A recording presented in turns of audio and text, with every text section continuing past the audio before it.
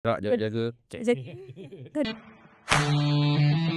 PhD dulu saya nak ambil sampel, belakang rumah pakcik-pakcik kawasan Perak tu memang dah penuh berluasa lah tanam ketum ni. Perak, jaga.